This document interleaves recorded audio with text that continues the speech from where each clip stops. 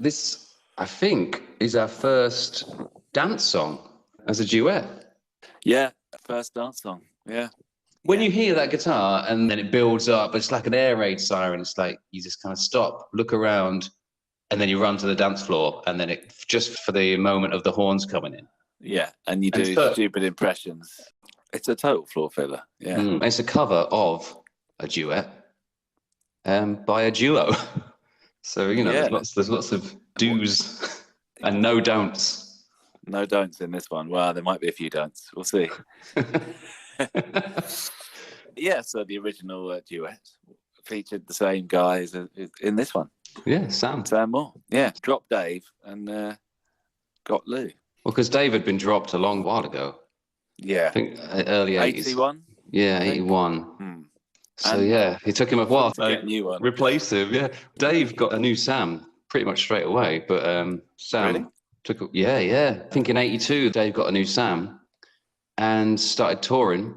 And, well, Sam's had problems with Dave for a long time, since the late 60s. Yeah. Because he had a bit of a domestic incident with his wife and shot his wife in the face. Shit. Yeah. Dave did. Dave did. So they're on top of the world with 67 Soul Man, big hit on the R&B charts and in the pop charts. It gets a Grammy. And then 68, he shoots his wife in the head. She doesn't die. She survives. But from that day on, Sam said that he would work with him, travel with him, but wouldn't look at him or talk to him. Fair enough. I mean, that's pretty good going, really, working and traveling. Yeah. And they did that for 13 years. Shit. I get the impression that things also went awry in other ways. They broke up because what happened with Stax Records. They were with Stax Records, they thought. But it turns out they were actually always with Atlantic. They were loaned out and all the copyright and the publishing was actually still Atlantic's, not Stax. So they had no recordings of their own. And they thought they had all Sam and Dave's, but they had none of them. And Sam and Dave just fucked off back to Atlantic. They just said, we'll have them back now. Yeah. So Stax were fucked. Yeah, well, after that, Sam had got into his heroin and his cocaine, and he took to the New York streets, like street dealing, in about 1973, and it's just gone from bad to worse. Sam did that? Yeah. Really? Yeah. Interesting. So I don't know if he sold any to Lou around this time. Probably did. Probably did, how they know each other. During the recording of this, probably doing quite a lot as well. We should say this is from the soundtrack, isn't it, to Soul Man, the film. Yeah. Which is very problematic. Yeah, but we should probably give a lowdown. All you need to do is watch the trailer. Don't really need that's enough, really. Much more than that. It's basically about a white guy trying to get into Harvard and blacks up so he can get in because there's one place left for a black student, and with hilarious consequences. Taking the fish out of water to new... No, it's not really fish out of water, is it? It's more body swap, because there's a lot of body swap teen comedies, isn't there? Yeah, sort of like exactly vice versa. Yeah, Freaky Friday. Yeah, it's that sort of thing, but with extra sort of political incorrectness, I suppose. Yeah. Yeah, there was a lot of people that were upset about this, and rightly so.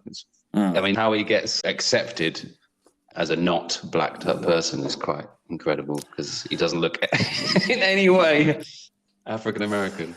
Not at all. So let's go back to the song, Soul Man. Isaac Hayes wrote it. Well, he wrote the music, and David Porter was the lyricist. Okay. Isaac Hayes was noticing after the riots in Memphis, they'd written soul on all the shops and stuff that did. That was Detroit, apparently. Was it Detroit? Okay. Yeah. And Isaac sort of said it was like the Passover and the blood of the lamb marking different doors as to who was like a soul man, who was still strong and still fighting. So that was how he came up with the title. And I guess David applied the rest of the lyrics, which are essentially, he's a soul man. He's not going to be turning down his mouth for anyone. He's going to get up and every day he's going to be happy. He doesn't give a shit. And he's relentlessly positive. And very hardworking. Oh, yeah. You have to show how hard you're working by sweating profusely. You really do. Yeah. And you have to jump the fuck about while you're singing, even if you're singing a ballad. According to Larry Geller, who's the hairstylist of Elvis Presley, Jackie Wilson used to drink lots and lots of water and take salt tablets before going on stage. So he would sweat and sweat and sweat during his performance because he said the chicks love it. Like, I mean, it's not that hard to sweat when you're under the hot lights. Under the hot lights and you're moving that much, yeah. Where were they playing to be unsweaty? That you had to take salt tablets. Must have been in, like, I don't know, Ontario. Maybe Jackie was just one of those people that just didn't sweat that much and he had to kind of prove himself. Yeah. Because I think it's the physical representation of like the effort and how deep you're digging to express a real flood of emotions to prove yourself as a soul singer. Yeah. And Sam and Dave were called the Sultans of Sweat. Really? Yeah. Huh. So do you think Dire Straits' Sultans of Swing was based on Sultans of Sweat? But with... I hope so. I hope so too. Yeah. Yeah. Sweat's better though. But where does the Sultans of come from? What's the original phrase? It's not the Sultans of Ping. I know that. FC. Sultan of Brunei? Sultan of Brunei.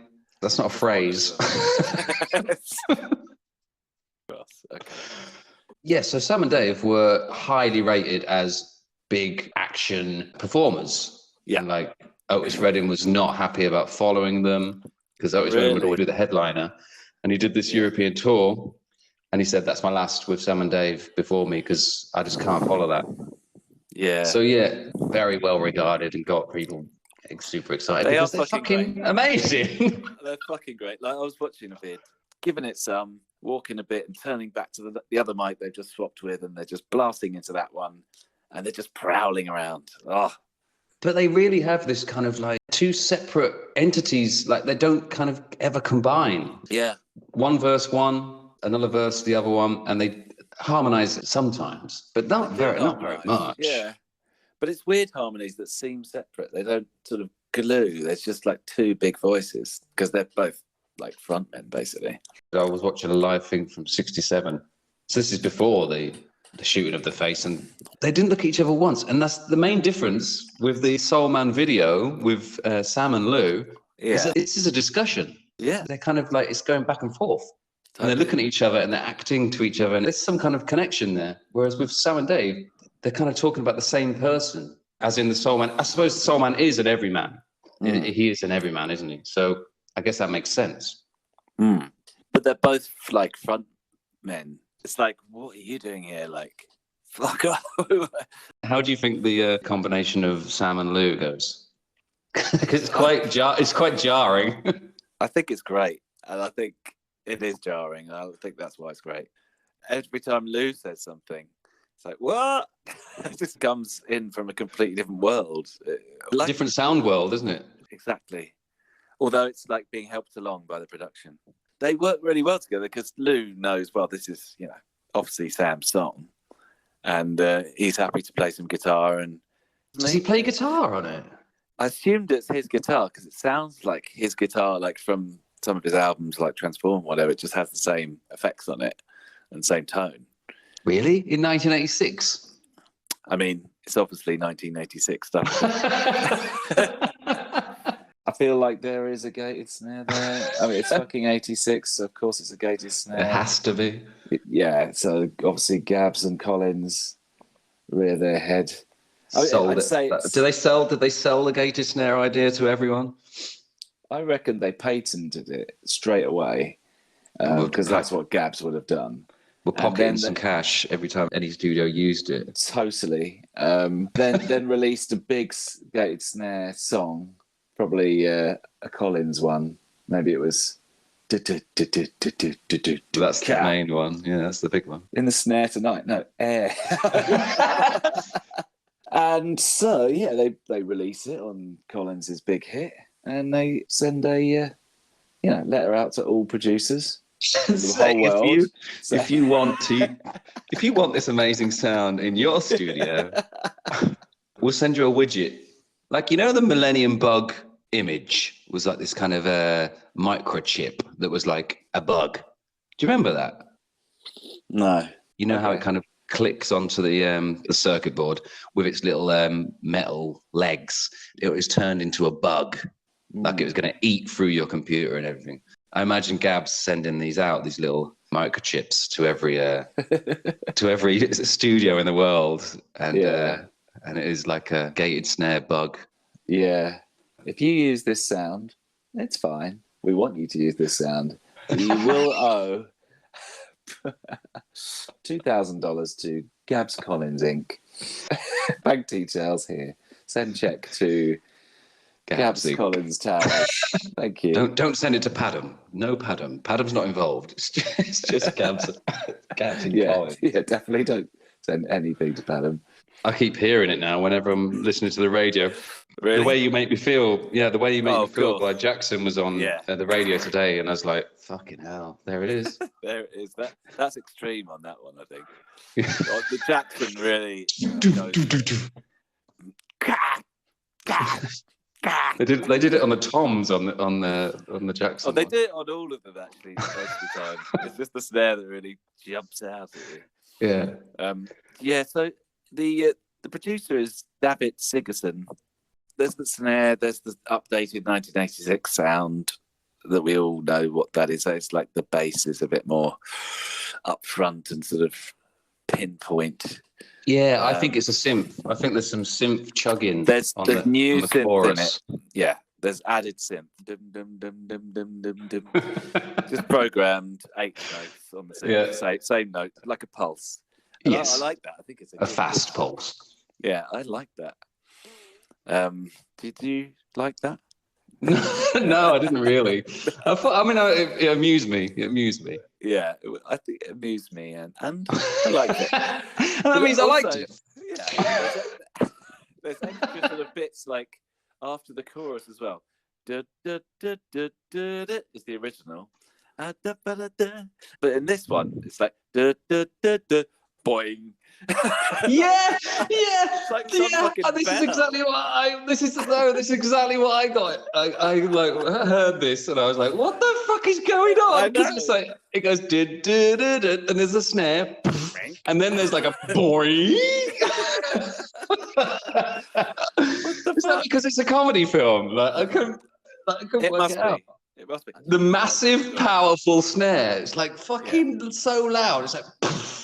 Yeah. And then that bell, second time it's a bell, bing, and then the third time it's this weird like synth scratch, like.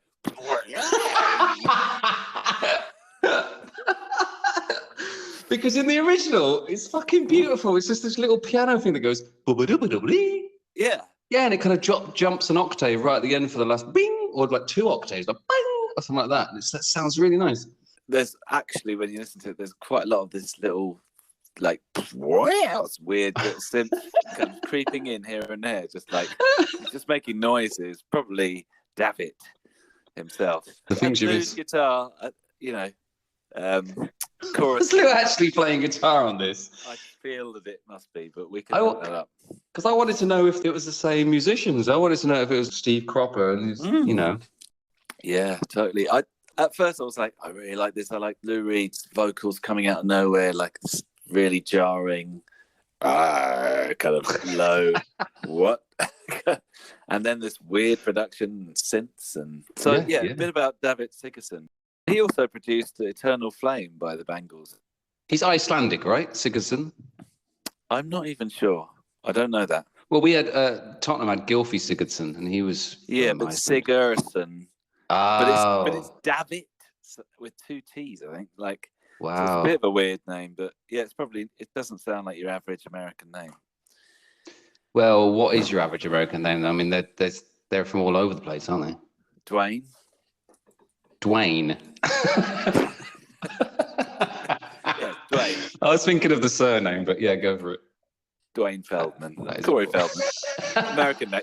American name. David Sigerson. Anyway, so I was looking him up, and I just was finding David Sigerson, American novelist. I was like, well, that's not him. I still can't. Who's that guy?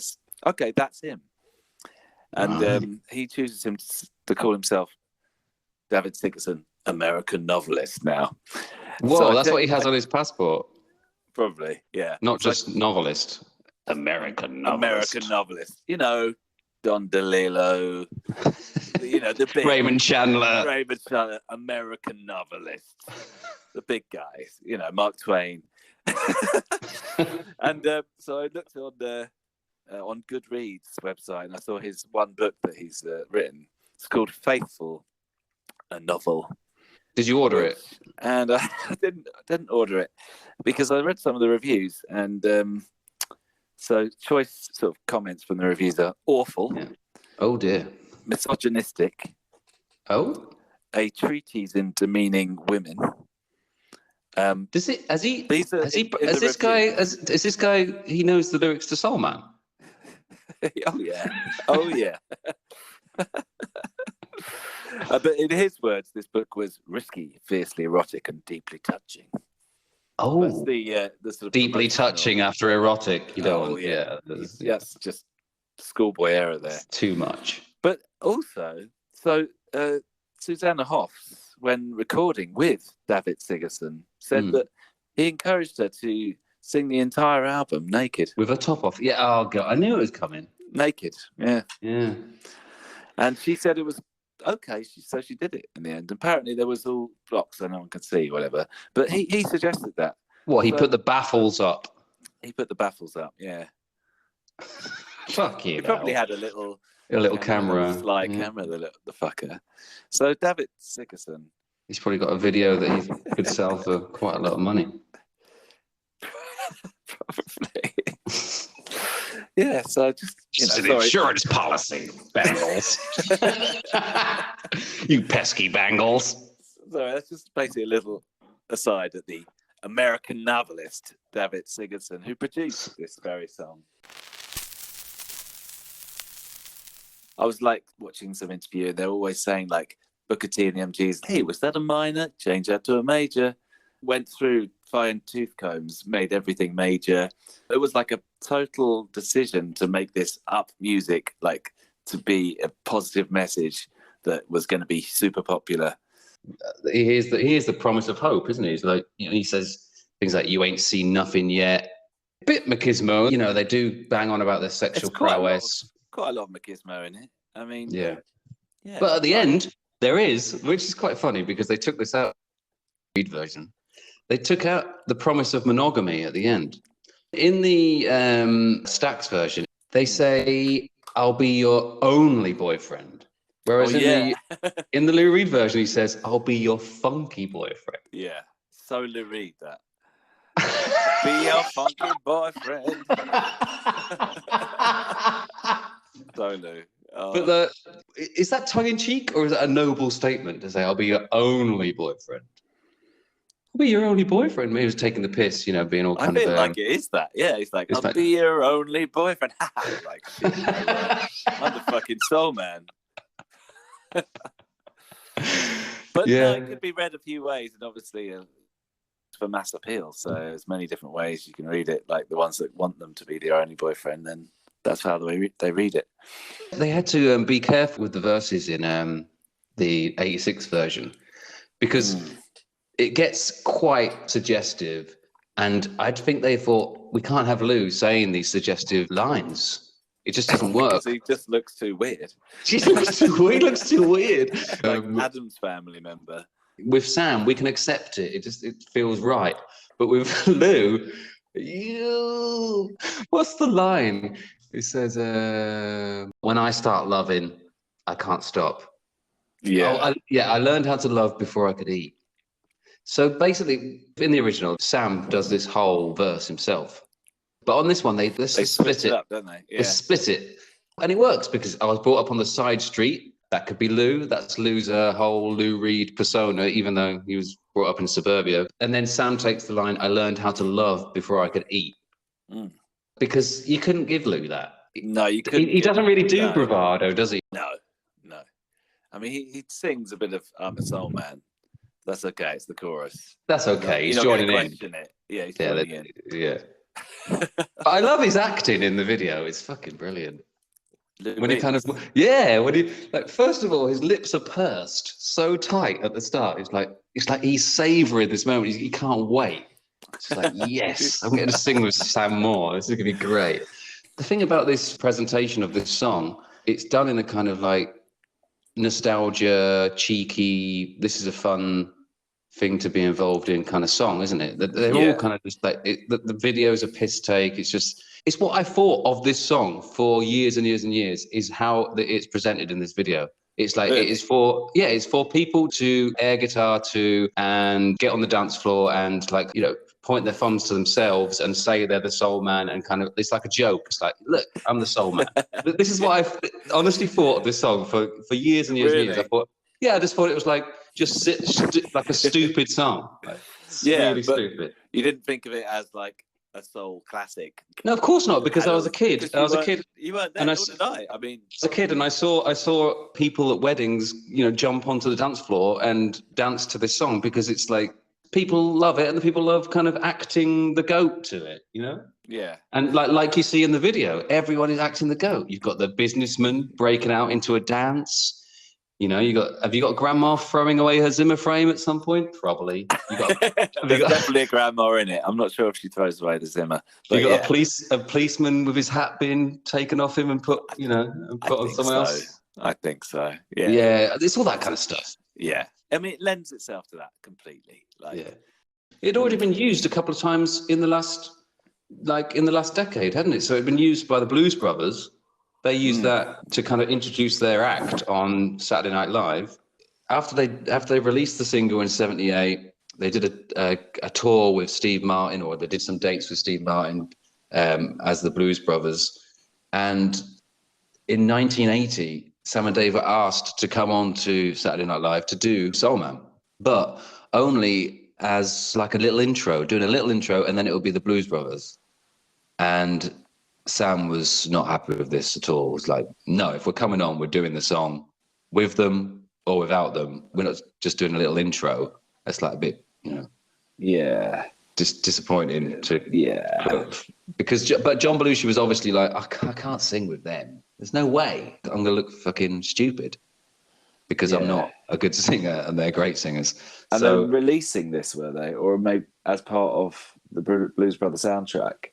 This was just part of the promotion that was going on for the film, because that came out in '80, didn't it? He doesn't want everyone to ask that question of like, well, why would I go and see a film with you doing it when they've just done it much better than you can do it? So. Yeah, I'm not sure if they're asked to be in the film, or if they're asked to do this, they said we'll only do it if we perform the whole song, and then they weren't asked to be in the film.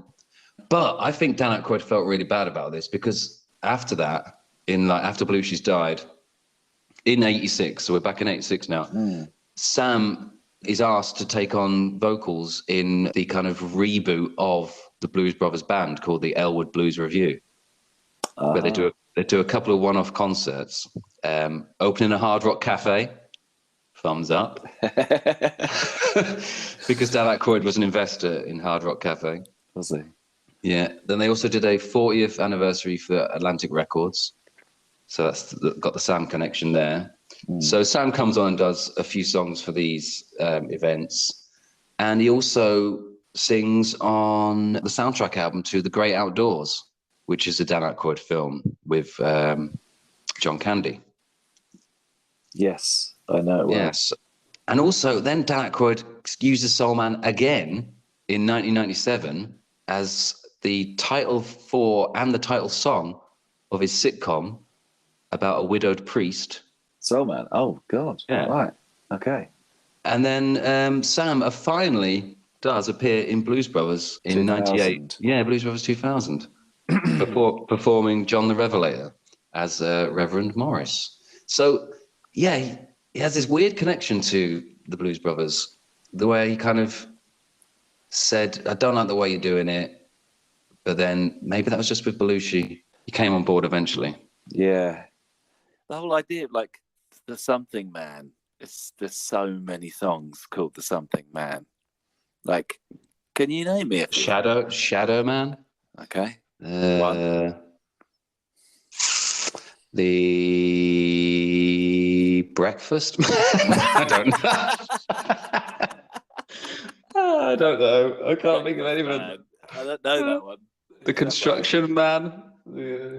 Can we just go through the policeman, the fireman? No, I don't. You tell me. Yeah, or just like, what's it mean to have a song called, and with the chorus that says, "I'm a man"? Because Soul Man, it came after probably like Mr. Tambourine Man, perhaps. Oh, Tambourine Man. Like, Yeah. and Piano Man is another one. Billy Joel, that but that's Billy later, Joel? I think. You've got Magic Man? probably. Is Magic Man one? Probably. So I'm just saying random things. Guitar, Guitar Man? Yes, Guitar Man. It is fun, Guitar Yeah, Man. yeah. You got Happy Man. I'll just list them for you. Happy Man, Balloon Man. I think I read all these to my infant. Yeah, of course. Love Man, which is an Otis Redding song, which is basically like Soul Man. Basically, Soul Man. I think Soul Man is more generous and honest and hardworking, and he's more of a rounded figure than Love Man. And he's black and he's strong, and he's he's not gonna be put down by the white man. He's proud. He's proud, yeah. Well, Sam Moore actually says, whatever hardship you have, you can get up and keep moving. And he said it's not about blackness, said Sam Moore. Yeah, soul is a feeling. Soul music is a feeling. You put a little extra emphasis on what you're singing. That's soul. That was Sam Moore as well. Was it? Interesting. Yeah. I couldn't find anything on how this came together. Me too. I could not find anything. It's almost eerie. I thought, well, who's the music supervisor for the film? And it's a guy called David Anderle. And he was an A&R guy for Verve Records and ended up signing the Mothers of Invention. Yeah. He probably got to meet the Velvet Underground because they were in New York at the same time. So possibly he knows them from back then. He also was a record producer. And he produced a band called the Swimming Pool Q's in 1984, who were chosen by Lou Reed to support him on his tour. So this is the only connection I can find. Yeah. But I don't know how he knows Sam Moore. Probably the street dealing in the 70s. Street dealing, yeah. It's got to be it, really. Well, actually, Lou Reed was like a big Doowop head. He was a collector of Doowop records, 45s, and they all got stolen by junkies. So maybe Sam Moore stole his Doowop records. And then he owed him a favour. Lou Reed was really like spreading his wings in the early 80s. He was getting into film. He was getting into adverts. He was selling American Express cards. He had his picture on a cashier desk cardboard leaflet holder, like just trying to sell American Express credit cards to students. He's like selling scooters, Honda scooters, with the Walk on the Wild Side music in the background. Yeah. Lots of like quite poppy like dance music coming out on his albums as well. Did you listen to Mistrial? His 86 album around the same time? No, shit. It's really, really, really dancey. All of it. Really? Pretty much all of hear it. that. And there's some great videos from this era as well. There's actually a connection to Don't Give Up, which is the No Money Down video from his Mistrial album. Is directed by the same people that did the Don't Give Up video, Godley and Cream. And the No Money Down video is amazing. It's a robot version of Lou Reed. You only know it's a robot. Well, you kind of know it's a robot because he's moving so strangely. But you're like, is that Lou Reed? Because Lou Reed's odd. So it could be Lou Reed. And he's got an even more kind of lizard chin and mouth. You got to watch this video. So it's basically totally uncanny then. Like, it's uncanny. Is it not Lou Reed? Yeah. Yeah. And by the end of it, he kind of rips off his own face. So it just reveals this robot underneath. It's fucking amazing. So I've thought of a few things. Like, either it's 1986, everyone's doing so much coke they just don't even have a clue what's going on or care. Right. Or... Well, both of them were off it, were they? I think Sam was definitely off it. Lou was going to AA and narcotics. And all that. So I reckon option one might be out. It's almost better if they were. be honest, but it's out of the question. So number 2 was they didn't see the film before making it, and they didn't really understand. They had the synopsis, and that's about synopsis. It. And James Earl Jones was involved, and it has a nice speech at the end, and it's like really anti-racist, actually. Yeah. But then they didn't really realise what they were going to do with the blackface and all that shit. Yeah, I think maybe the synopsis one. Yeah. Anyway, we'll leave Lou. That's Lou. Gone. So what is it? Well, what's the next one? Yeah. The next one is, it's a kind of newer soul song from the 70s, but then it's been covered by Sam Moore and modern country legend Winona Judd.